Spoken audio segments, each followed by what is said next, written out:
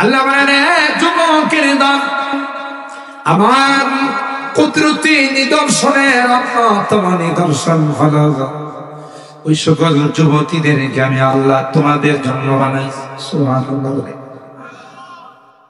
সুন্দরী রমণীর উপসী করে তোমাদের জন্যই বানাইছি, অন্যের জন্য নয়। কিন্তু এই তোমাদের মিলনটা, তোমাদের আপোষের ভালোবাসাটা মেসেঞ্জারের মাধ্যমে নয়, ফেসবুকের মাধ্যমে নয়, অবৈধ ভাবে নয়, সেটা হতে হবে শরীয়ত সম্মত, সেটা হতে হবে বিবাহ বন্ধনের মাধ্যমে। তুমি যখন তোমার স্ত্রীর দিকে তাকাইবা, প্রতিটা দৃষ্টিতে আল্লাহ তোমার আমলনামায় সওয়াব লিখে দিবে। প্রত্যেকটা বার তখন যখন তুমি তার সঙ্গে কথা বলবা, সে আল্লাহ তোমার আমলনামায় সওয়াব লিখে দিবে। কারণ তোমার স্ত্রী বানাইয়া, তোমার জীবন সঙ্গিনী বানাইয়া, তোমার সহধর্মিনী বানাইয়া তুমি তাকে আপন বানাই দিছ। যুবক, এরপর আল্লাহ ডাক দিয়া কয়, যুবক, তোমার দুনিয়ার স্ত্রী যদি নেককার হয়, তোমার দুনিয়ার স্ত্রী যদি দিনদার হয়, পর্দানসীন হয়, জান্নাতের মধ্যে আমি আল্লাহ তোমার গার্লফ্রেন্ড বানাই রাখছি। সুবহানাল্লাহ। জান্নাতি গার্লফ্রেন্ড, জান্নাতি যে প্রেমিকা তোমার বান্ধবী হবে, দুনিয়ার পচা গান্দা হবে। এগুলো তো আজকে তোমার সঙ্গে প্রেম করছে, খবর নিয়ে দেখো আরো 10টার সঙ্গে তার প্রেম আছে। কথা বলেন ঠিক কিনা? চরিত্রহীন, তাদের কোনো কালচার নাই, তাদের কোনো চরিত্র নাই, যদি বলেন ঠিক কিনা?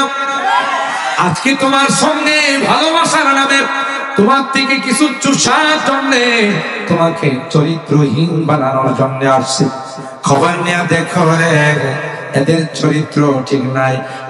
কোন কারণে যদি তোমার কাছ থেকে পাতলা মালের পরিমাণ কম হয়ে যায়, আবার তোমাকে ছেড়ে আরেকটার সঙ্গে সম্পর্ক লাগাই। আর আল্লাহ ডাক দেয়, যুবক, তোমার জন্য আমি যে গার্লফ্রেন্ড জান্নাতের মধ্যে রেখে দিয়েছি রে, এরা ইনটেক। সুবহানাল্লাহ। ওয়াহুরুন ঈন কাআমসালি লুউলুইল মাকনুন জাযাআম বিমা কানু ইয়ামালুন। আল্লাহ বলেন, যুবক, এত সুন্দরী হুর আমি আল্লাহ তোমার জন্য বানিয়ে রেখেছি।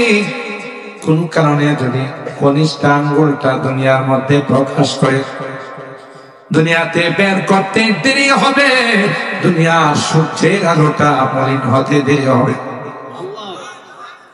একটা বার যদি আটলান্টিক মহাসাগরে একটা বার যদি থুতু ফেলে দেয়, হাদিসে কয় পুরা সাগরের পানিটা মেশকে আম্বরের চাইতে আরো সুগন্ধি হয়ে যাবে।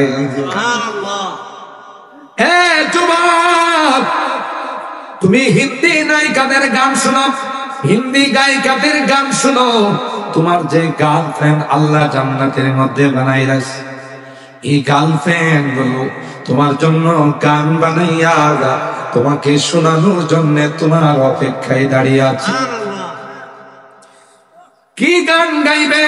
তোমাকে দেখা মাত্র এই গান গাইবে, নাহনুল খালিদাতু ফালা নাবিদু ওয়া নাহনুন নাইমাতু ফালা নাবাসু।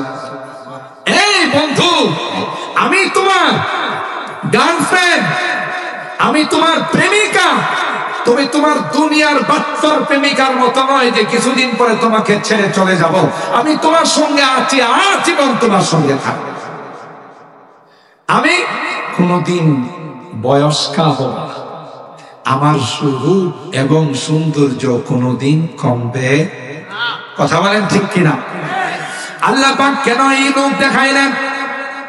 আল্লাহ বলেন, দুনিয়ার নারীর পিছনে তুমি পড়বা না, বৈধভাবে যিনি তোমার স্ত্রী হবে, বৈধভাবে তোমার জীবন সঙ্গিনী হবে, তোমার সহধর্মিনী হবে, তাকে যদি সে নেককার হয়, দিনদার হয়, তাকে আমি আল্লাহ ওই জান্নাতি গার্লফ্রেন্ডের নেত্রী বানাবো।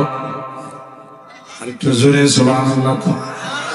আমি একবার জান্নাতি রমণীদের প্রশংসা নিয়ে কেমন হবে এইগুলো আলোচনা করতেছিলাম।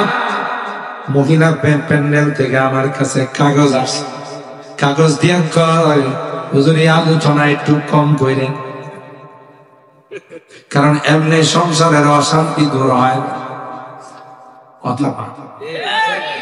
কারণ আপনি যে সুন্দরী রমণী রূপসী যুবতী নারীদের কথা বলতেছে, এদের কথা শোনার পর তো আমাদের সাথে দূরত্ব আরো বাড়বে। 2 নাম্বার প্রশ্ন হলো, যদি এমন সুন্দরী নারীদেরকে পায়, তাইলে তো আমাদের দিকে ফিরেও তাকাবে না। আমাদের কি হবে? আমাদের কি দুর্দশা হবে? আমি ওই বোনকে এবং ওই মাকে ধন্যবাদ জানাইলাম। মা, আপনি সুন্দর প্রশ্ন করেছেন।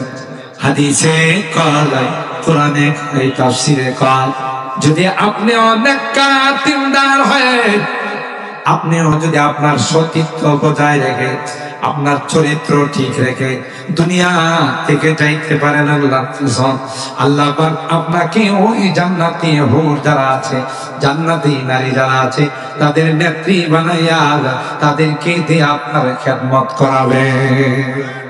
আল্লাহ পাক যখন আপনাকে জান্নাতের মধ্যে দিবেন, তখন তাদের চেয়ে বেশি সুন্দরী বানাইয়া আল্লাহ পাক আপনাকেও জান্নাতি রমণী বানাবেন। সুবহানাল্লাহ। কারণ হাদিসের মধ্যে আসে, আল্লাহর পয়গম্বর একজন বুড়ি মহিলাকে বললেন যে বুড়ি মহিলা জান্নাতে যাবে না। ওই মহিলা কান্না শুরু করে দিল। পয়গম্বর কয়, কি জন্য কান্না করো? আপনি না বলছেন যে বুড়ি মহিলা জান্নাতে যাবে না? আল্লাহ নবী ডাক দিয়া কয়, আমি তো ঠিকই বলছি, বুড়ি অবস্থায় আল্লাহ জান্নাতে দিবেন না, তোমাকে যুবতী বানাইয়া আল্লাহর জান্নাতের মেহমান বানাবে। তাইলে আল্লাহ কোরআনে কারীমের এই আয়াতগুলোর মাধ্যমে আমার যুবকদেরকে উৎসাহিত করেছেন, তারগীব দিয়েছেন যে না, দুনিয়ার প্রসাগান্তা যে ভালোবাসার নামে অবৈধ সন্তানের ফ্যাক্টরি খোলা হবে, এটা মুসলমানি কোনো কালচার হতে পারে না। ঠিক কিনা বলে? বিজাতীয় কালচার, এই কালচারের মাধ্যমে বিজাতিরা যে সন্তান দুনিয়াতে আবিষ্কার করবে, এগুলো সব হারামজাদা হবে। ঠিক কিনা বলে? আর কোরআনের বিরুদ্ধে, ইসলামের বিরুদ্ধে, নায়েবে রাসূলদের বিরুদ্ধে, নবীর বিরুদ্ধে যারা কথা বলে, কটূক্তি করে, তারাশ করলে দেখা যাবে সবগুলো জন্মের মধ্যে সমস্যা আছে।